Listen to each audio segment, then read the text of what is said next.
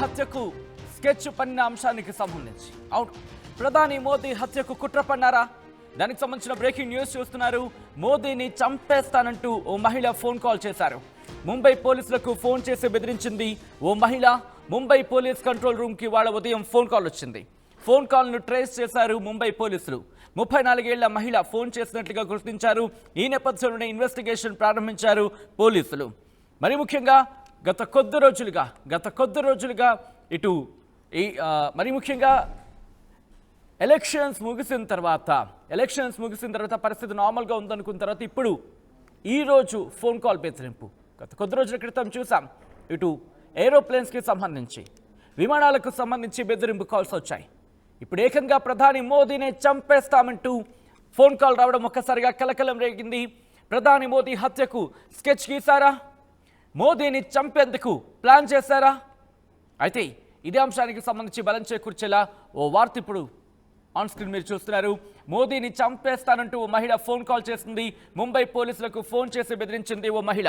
Mumbai police control room కి వాళ్ళ ఉదయం ఫోన్ కాల్ వచ్చింది. ఫోన్ కాల్ ను ట్రేస్ చేశారు ముంబై పోలీసులు. 34 ఏళ్ల మహిళ ఫోన్ చేసినట్లు గుర్తించారు. ఈ నేపథ్యంలో ఇన్వెస్టిగేషన్ ఎంతవరకు వచ్చింది, ఎందుకు ఆ మహిళ చేయాల్సి వచ్చింది, మరి ముఖ్యంగా ఆ మహిళ వెనకాల ఎవరైనా ఉన్నారా? అప్డేట్స్ తెలుసుకునే ప్రయత్నం చేద్దాం. మా ప్రతినిధి గోపి అప్డేట్స్ అందించేందుకు సిద్ధంగా ఉన్నారు. గోపి, 34 ఏళ్ల మహిళ ఫోన్ చేసినట్లు గుర్తించారు. ఎందుకు ఈ కుట్రకోణం అనే అంశానికి సంబంధించి, అంటే ఆ మహిళైనా లేకపోతే ఆ మహిళ వెనకాల ఎవరైనా ఉండి చేయించారా? సచిన్, ఖచ్చితంగా ఈరోజు ముంబై పోలీస్ కంట్రోల్ రూమ్ కు వచ్చిన ఫోన్ కాల్ అధికారులందరినీ కూడా కలవర పెట్టడంతో పాటు పరుగులు తీసే ఫోన్ కాల్ అని చెప్పుకోవచ్చు. ప్రధాని మోదీకి చంపేస్తానంటూ కూడా ఆ మహిళ ఫోన్ కాల్లో బెదిరియడం జరిగింది. ముంబై పోలీసులకు ఫోన్ చేసి తానే ఈ యొక్క మోదీని హత్య చేస్తానంటూ కూడా ఆమె ముంబై పోలీస్ కంట్రోల్ రూమ్ కు చెప్పడంతో ఒక్కసారిగా పోలీసులంతా అలర్ట్ అయిన పరిస్థితి ఉంది. కాల్ ను కూడా ట్రేస్ చేయడం జరిగింది. ఆ మహిళకు సంబంధించిన పూర్తి వివరాలు ప్రస్తుతం అయితే ముంబై పోలీసులు సేకరిస్తున్నారు. 34 సంవత్సరాల మహిళగా ప్రస్తుతం అయితే పోలీసులు ఆమెను గుర్తించడం జరిగింది. ప్రధాని మోదీకి హత్య చేస్తానంటూ కూడా ఆమె చెప్పిన వ్యాఖ్యల వెనకాల ఉద్దేశం ఏమిటి, లేదంటే ఆమె ఆకతాయిగా చేసిందా, ఎవరైనా దాని వెనకాల ఏదైనా కుట్రకోణం ఉందా అన్న దానిపైన కూడా ప్రస్తుతం పోలీసుల ఇన్వెస్టిగేషన్ కొనసాగుతుంది. మరొక వైపు ఏటీఎస్ అధికారులు కూడా దీంట్లో ఉగ్రకోణం ఏదైనా ఉందేమో అన్న అనుమానంతో కూడా ఏటీఎస్ అధికారులు కూడా దర్యాప్తు చేపడుతున్నారు. ఇటు ఎఫ్ఎస్ఎల్ అధికారులు కూడా ఆ టెలిఫోన్ సంభాషణకు సంబంధించిన అంశాన్ని కూడా పూర్తిగా చెక్ చేస్తున్న పరిస్థితి ఉంది. ఎందుకంటే దేశ ప్రధానికి సంబంధించిన అంశం కావడంతో ఎటువంటి అజాగ్రత్త తీసుకున్నా ఖచ్చితంగా దేశానికి కొంత నష్టం వాటిల్లే పరిస్థితి ఉంటుంది. కాబట్టి ఖచ్చితంగా ఎవరున్నారు దీని వెనకాల, ఎవరెవరు దీంట్లో భాగస్వామ్యం ఉన్నారు, ఆమె ఏదైనా ఆకతాయిగా పనిచేసిందా, లేదంటే ఖచ్చితంగా ఆమె ఒక వార్తల్లోకి రావడం కోసం చేసిందన్న దానిపైన కూడా ప్రస్తుతం అయితే ఇన్వెస్టిగేషన్ కొనసాగుతుంది. ప్రస్తుతం ముంబై పోలీసులు కంట్రోల్ రూమ్ కు వచ్చిన కాల్ ని ట్రేస్ చేసినప్పటికీ మహిళకు సంబంధించిన పూర్తి డీటెయిల్స్ అయితే ప్రస్తుతం అధికారులు వెల్లడించడం లేదు. కేవలం 34 ఏళ్ల మహిళ ఆమె ఎందుకు కాల్ చేసిందన్న దానిపైన ప్రస్తుత విచారణ కొనసాగుతుంది అనేది మాత్రమే ప్రస్తుతం ముంబై పోలీసులు చెప్తున్నారు. లేటెస్ట్ అప్డేట్ అందుతోంది.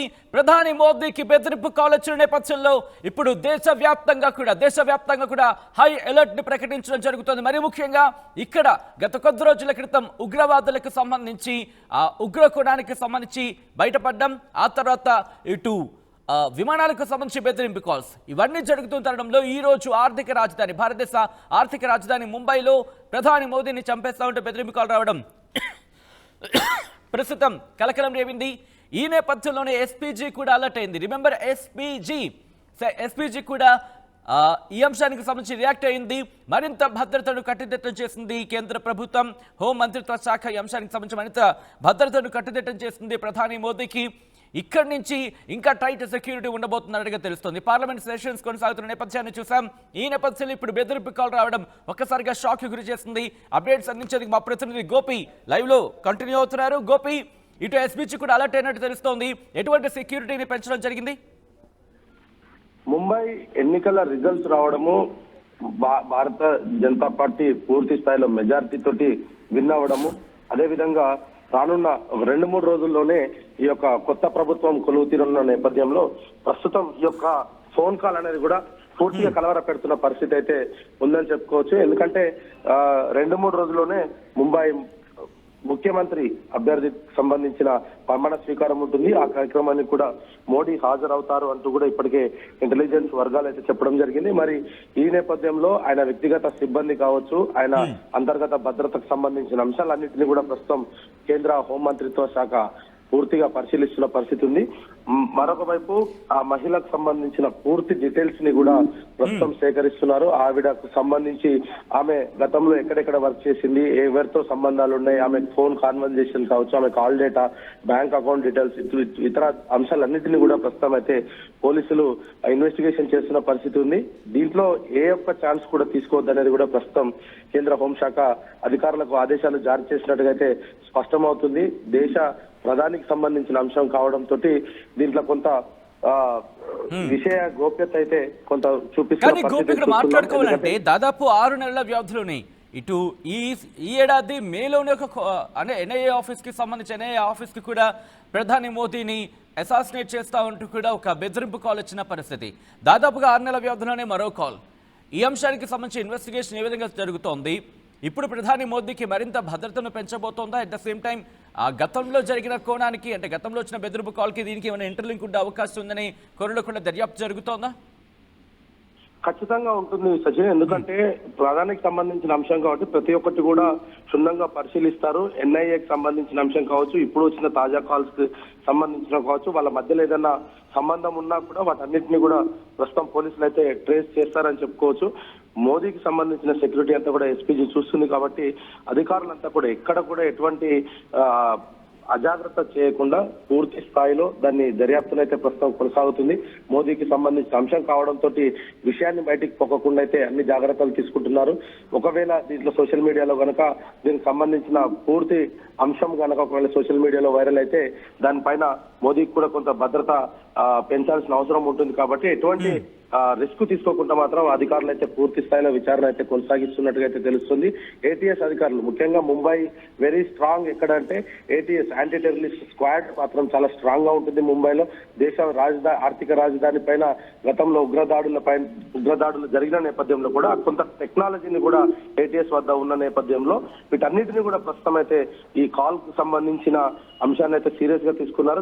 వరుసగా గతంలో ఎయిర్పోర్ట్లకు సంబంధించిన అంశం కావచ్చు, ఇతర అంశాలన్నింటినీ కూడా పోలీస్ కంట్రోల్ రూమ్ లకు కాల్ చేసి బాంబు బెదిరింపులు కావచ్చు, ఒక వ్యక్తిని హత్య చేస్తామంటూ కూడా నేరుగా పోలీస్ కంట్రోల్ రూమ్ లకే ఫోన్ చేసి బెదిరించడం అనే దాన్ని కూడా ప్రస్తుతం అధికారులు సీరియస్ గా తీసుకుంటున్నారు.